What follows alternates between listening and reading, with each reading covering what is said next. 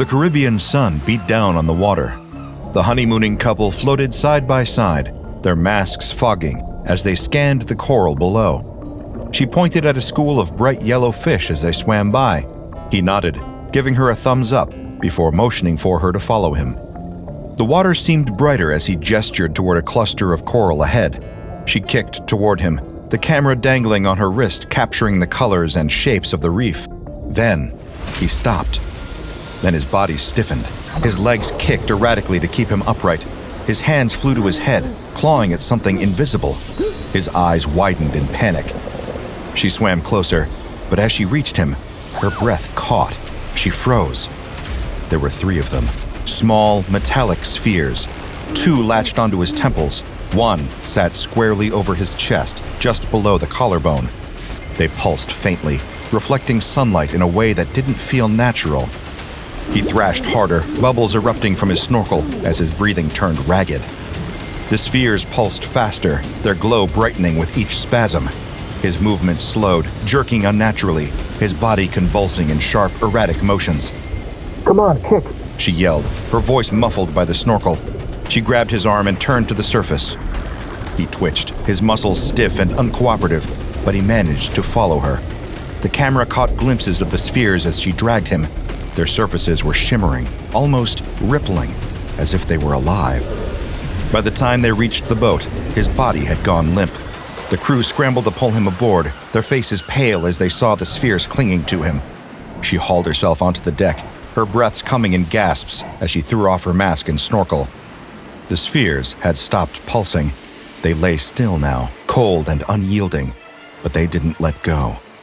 "Help him!" she cried. Her hands shook as she fumbled with her camera, her eyes darting between her husband and the strange metallic objects. "Do something!" He stirred, coughing weakly. "I'm fine," he murmured, his voice faint, but the way his hand trembled as he reached for her said otherwise. She didn't believe him. The sun continued to shine, the water below calm and glittering, as if nothing had happened. They returned home 3 days later. The familiarity of their suburban life felt foreign now, the hum of the air conditioning and the clatter of unpacking filling the silence. He went back to work, insisting that routine would help him feel normal again. She wasn't so sure. At first, things seemed fine. He moved slower than usual, but blamed it on jet lag. Over dinner, he joked about their next trip, his voice light despite the shadows under his eyes. But she noticed the small things, the way he flinched when he leaned against the counter, the way he rubbed his temples when he thought she wasn't looking. "It's probably just leftover tension," he said one evening, brushing off her concern. "That dive rattled me more than I thought." She forced a smile, but said nothing. The spheres hadn't budged, their presence a constant, silent reminder that something wasn't right. Days turned into weeks. He complained of headaches that came and went, a dull throb behind his eyes. He started skipping meals, his appetite waning. One morning, she found him standing in the bathroom, staring at his reflection. "What's wrong?" she asked, her voice tight with worry. "Nothing," he said, quickly turning away. But she caught a glimpse of his chest in the mirror, where the sphere's edges seemed to have sunk deeper into his skin. The flesh around it was swollen, tinged with a faint, unhealthy gray. "Please," she whispered, "let's get this checked." He shook his head, his jaw tight. "I'm fine," he snapped. "Just drop it." The sharpness in his tone silenced her. He had never spoken to her like that before. That night, she woke to the sound of him groaning in his sleep. His body twitched under the covers, his face slick with sweat. She reached out to shake him awake, her hand brushing against his chest. The sphere was warm. Too warm. He bolted upright, gasping for air, his eyes wild. "I'm fine," he panted, pushing her hand away. "Just a bad dream." But his voice wavered, and she could see the fear he tried to hide. In the kitchen, she poured herself a glass of water, her hands trembling. The camera still sat on the counter, untouched since their return. She picked it up, scrolling through the footage once more. The spheres seemed to pulse in the video, their rhythmic glow hypnotic and unnerving. She stared at the screen, her mind racing with questions she couldn't answer. Upstairs, his breathing turned ragged again, a sound that didn't belong in the quiet of their home. Something was wrong, and it was only getting worse. The bathroom was filled with steam, the faint scent of lavender drifting through the house. He had drawn a bath, mumbling something about wanting to relax his aching muscles. She had nodded absent-mindedly, her focus on tidying the kitchen. The sound of running water was comforting, almost normal, in the tense silence that had filled their home over the past week. He lowered himself into the tub, the warm water lapping at his skin. For a moment, the tension in his body seemed to ease. He let out a sigh, leaning back against the porcelain. His hands rested on the edges of the tub, fingers slack, his eyes drifting shut. Then, the pain struck. It started in his chest, a searing, unbearable heat radiating outward. He gasped, clutching at the sphere embedded above his sternum. The metallic surface burned under his fingertips, its edges pulsing faintly. His head snapped back, eyes wide as the agony spread to his temples. "No!" he choked out, his voice strangled and broken. His hands clawed at the spheres, but they didn't budge. Instead, they pulsed faster, their glow intensifying. The first one burst. He screamed, the sound raw and primal, echoing off the tiled walls. The sphere on his chest ruptured with a wet, sickening pop, sending a ripple through the water. There was no visible wound, no blood, but the pain was worse than anything he had ever felt.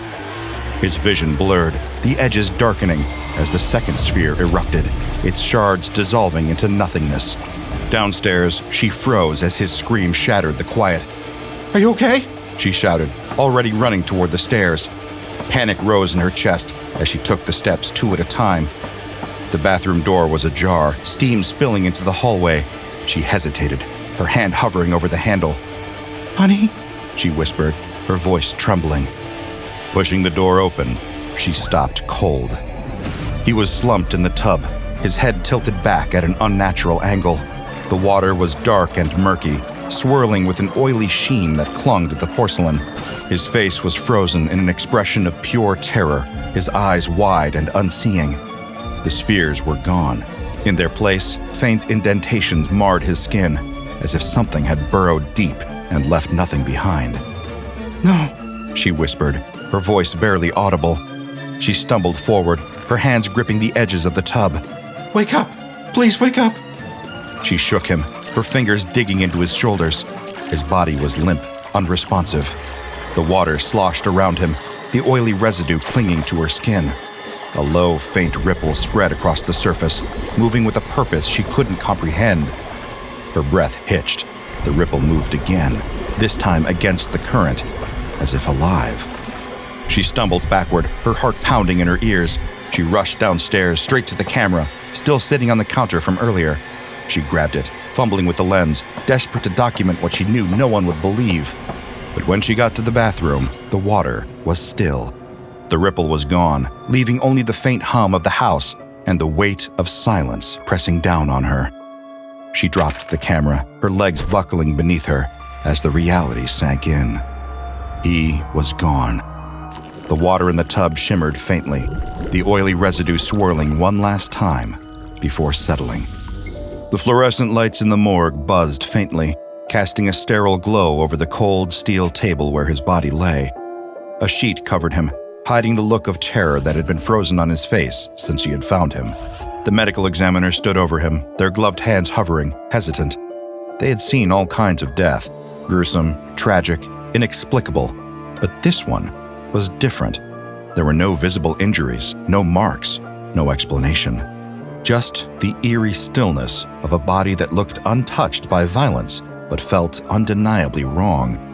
A second examiner joined them, clipboard in hand. "What are we calling it?" they asked, their tone uneasy. The first shook their head. "I don't know. There's nothing. No trauma, no internal bleeding. It's like he just..." They stopped, searching for the right words. Stopped. She sat in the waiting area, her fingers gripping the strap of her bag so tightly that her knuckles turned white. Her eyes were hollow, red-rimmed from days of crying. The camera rested in her lap, its memory card holding the footage she had replayed too many times to count. Each viewing burned the same questions into her mind. What were those spheres? Why had they chosen him? And what had they done to him? When the medical examiner emerged, she stood quickly, hope and dread warring in her expression. "Did you find anything?" she asked, her voice cracking. The examiner hesitated, then solemnly shook their head. You have to keep looking. It was those things, she said, her voice rising. She lifted the camera, clutching it as if it were a lifeline. The spheres. I have them on video. You have to see it. In a small, dimly lit office, the footage played on a monitor. She sat beside a detective, the medical examiner standing stiffly behind them. The room was cramped. The only sounds were from the faint hum of the computer and the clicks of the mouse as the video rewound. On the screen, the underwater world flickered to life. Coral reefs glowed, fish darted, and then there he was, thrashing in the water. She fast-forwarded to the moment she could barely bring herself to watch. There, she said, her voice tight. Right there. The screen froze on his contorted body. The metallic spheres clung to him, pulsing faintly in the filtered sunlight. The detective leaned closer, squinting. The medical examiner's eyes widened. What the hell are those? The detective muttered, his tone shifting from skeptical to alarmed. She hit play, and the spheres moved, subtle ripples across their surfaces as if they were alive. When the video ended, no one spoke. They were on him when we got back to the boat, she said finally, her voice trembling. They never came off, and then they just disappeared. The detective leaned back, his expression unreadable. More silence filled the room. Days passed. The footage was analyzed, questioned, and ultimately dismissed by authorities. They called it a freak accident, some kind of undetected marine toxin. The spheres, they said, were likely an optical illusion caused by light refracting underwater. She argued, pleaded, showed them the footage again and again, but it didn't matter.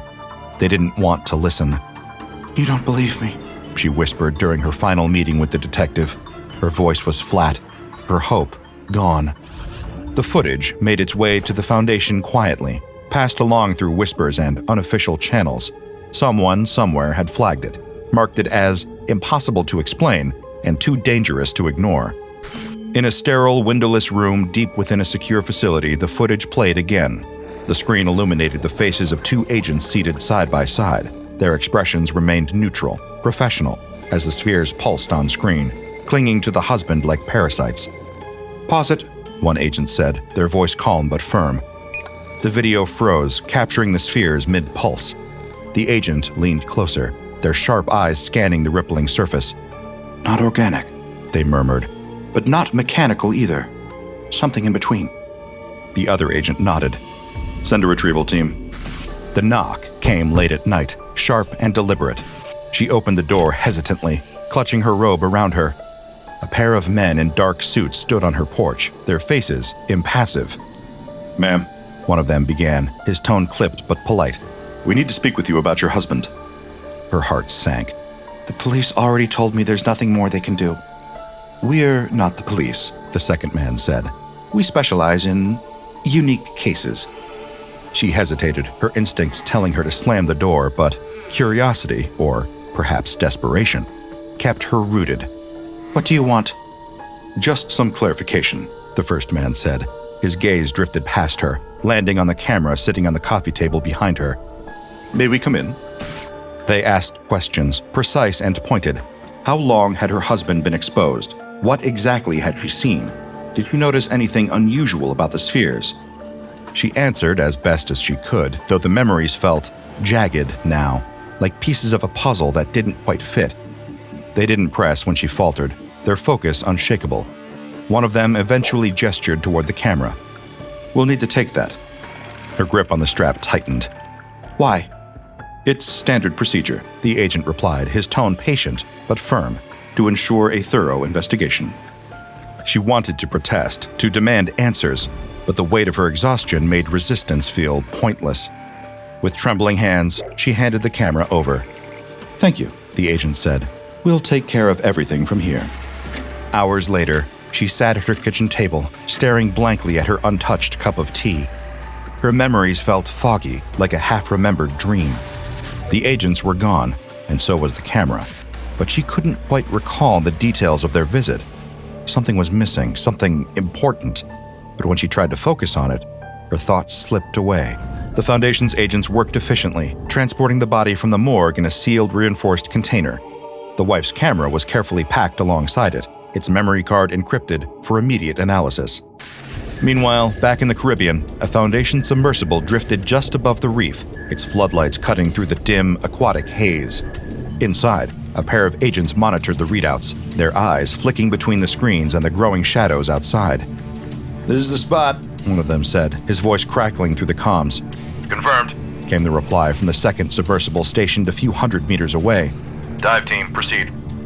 2 divers exited the craft, their suits reinforced with layers of anomalous-resistant materials. They moved cautiously, their movement slow and deliberate as they descended toward the reef. Coral of every color stretched out before them, but the divers weren't here for the scenery. Their focus was on the metallic glints nestled between the coral branches. There, one of them whispered, as though afraid to disturb the water around him. The spheres sat unmoving, clustered together like predators lying in wait. Their surfaces were smooth and faintly iridescent, catching and bending the light in ways that made them seem alive. Resemble bacteriophages, the second diver muttered, his voice hushed, larger than expected. Moving in.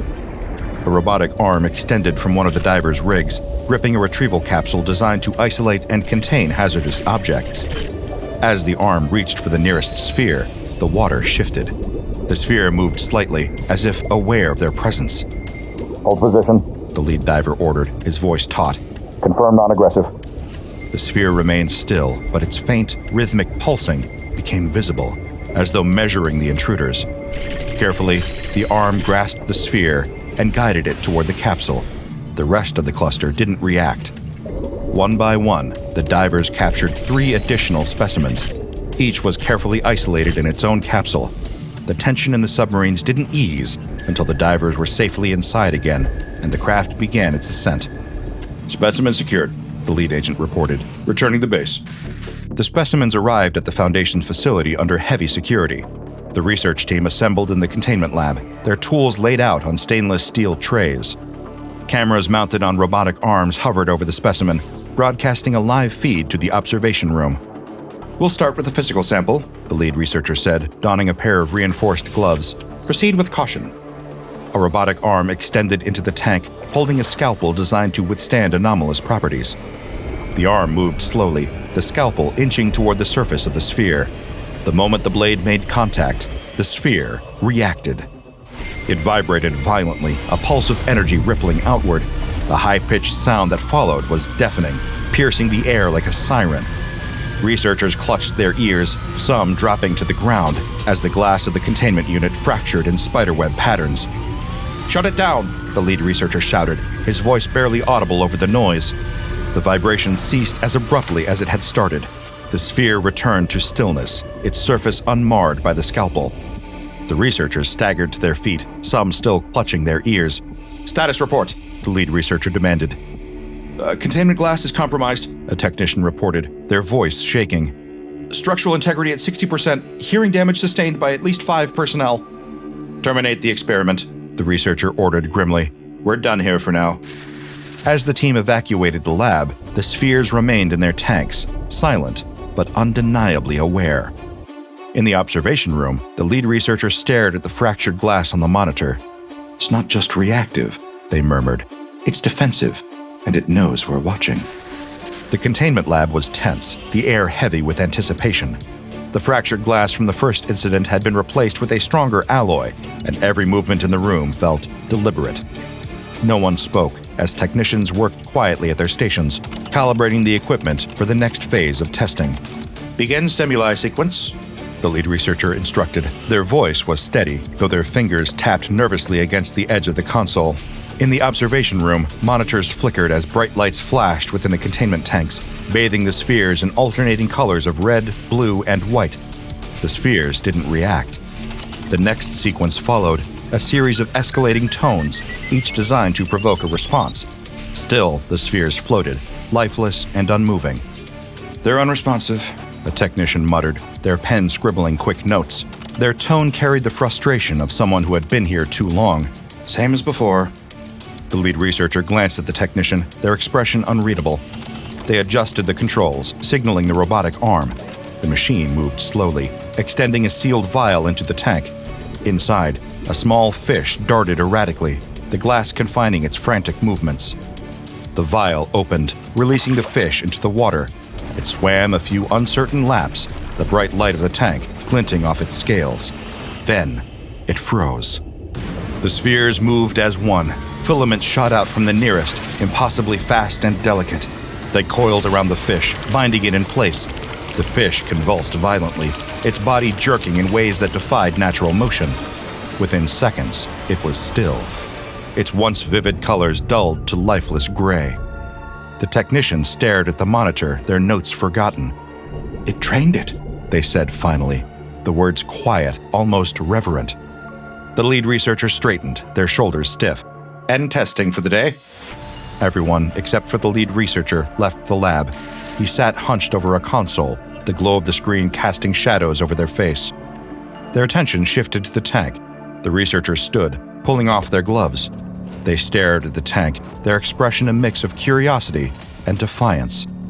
It's reactive, they murmured to no one. Their hands flexed as if testing the air, hesitating. But why? Their gaze darted to the security camera in the corner. It was off, an intentional decision made hours earlier. Taking a deep breath, they stepped closer to the tank, removing the lid with careful precision. The sphere remained motionless, its surface dull and unremarkable. The researcher's hand hovered over the water for a moment before they plunged it in, the cold liquid biting at their skin. At first, nothing happened.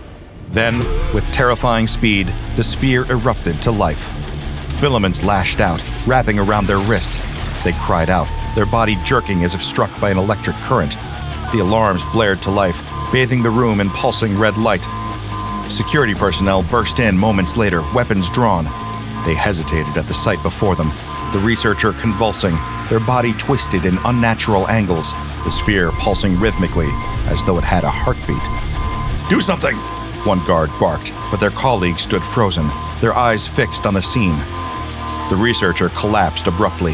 The filaments retracted, leaving the sphere still and silent once more. A medic rushed to the fallen figure, their movements quick and efficient. They knelt beside the body, searching for a pulse. The aftermath was swift and decisive. Reports flooded in, protocols rewritten overnight. The tanks were upgraded again, reinforced with experimental materials that could withstand its sudden bursts of energy. No personnel were allowed near the containment units without express clearance. This precarious anomaly, now known as SCP-371, is classified as Euclid.